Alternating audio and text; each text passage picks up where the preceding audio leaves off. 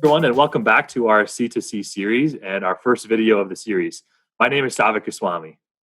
And my name is Courtney McClellan, and if you missed us in our first video, just a reminder that we're career advisors in the Pomerantz Career Center at the University of Iowa, and we're excited to be here with you for our first video in our Couch to Career series.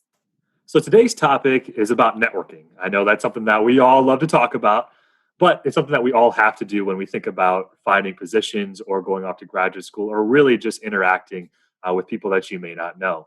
So what we'll do today is we'll present you with 3 tips on how to become a better networker, but also provide you all with an action step of things that you can implement directly after finishing this video to start improving yourself in the world of networking. But before we jump into those tips, Courtney, what is networking?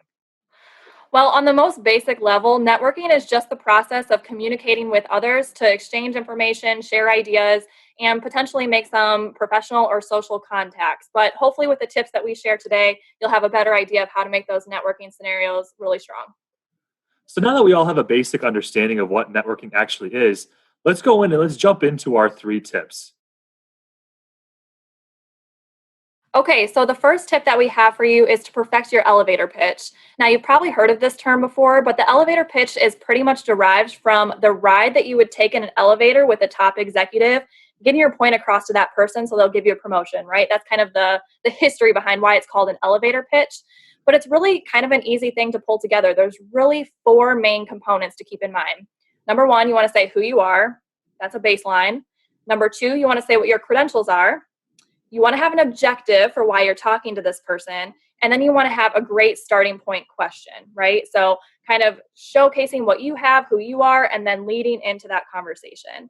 Now, I can give you an example of my elevator pitch, keeping in mind I'm a career advisor, and I'm going to pretend I'm talking to someone else who's interested in career development like me. So I might say, my name is Courtney McClellan, and I'm a career advisor at the University of Iowa. I have a background in both academic and career advising at the collegiate level, and I'm always excited about learning new ways to work with students on their career development. I see that you work with students who are interested in health and wellness careers.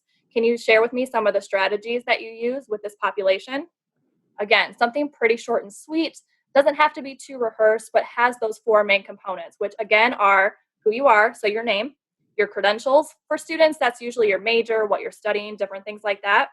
What your objective is, if you're looking for internships, if you're wanting to know more about what their company offers, whatever that objective is that you have, and then a great leading question to get that other person talking.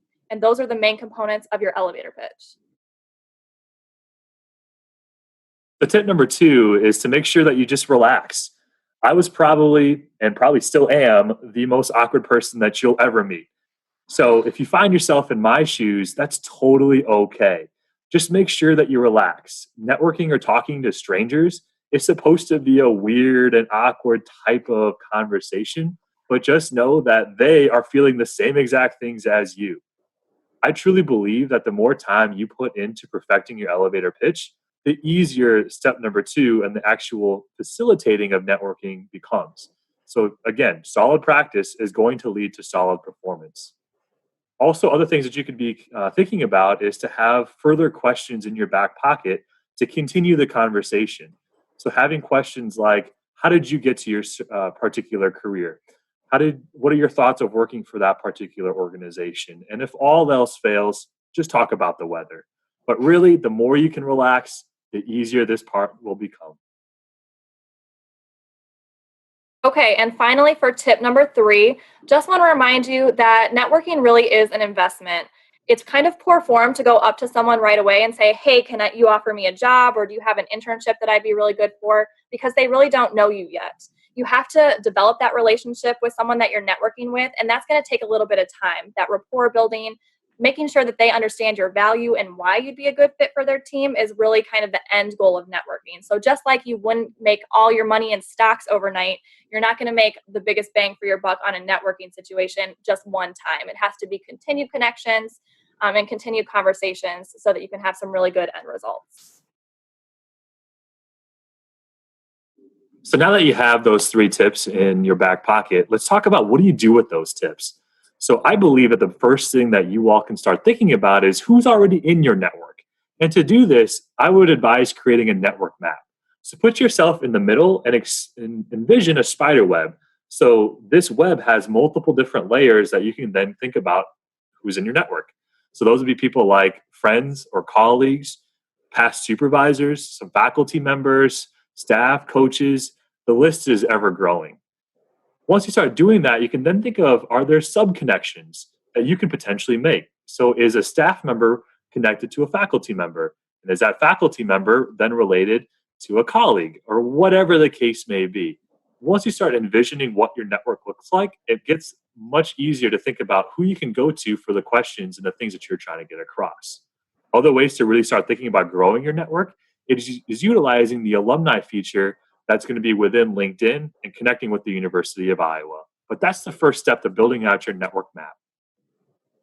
In addition, you can definitely put these skills that we've talked about to practice. Tomorrow, we have a virtual career fair going on through the Pomerantz Career Center.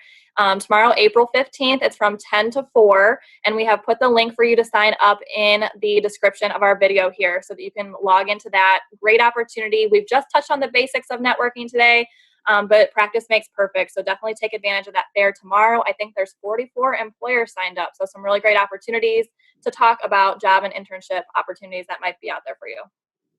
So that concludes our topic today for networking. So thank you for joining us. Make sure that you leave any questions that you have in the comment section below, and we'll make sure that we follow up with you. So your final step is to go ahead and like the video, subscribe to our channel so you can stay up to date with our videos. And so once again, from our couch to yours, I will see you next Tuesday for a topic on how to conduct a virtual job search. So have a great rest of your day and go Hawks.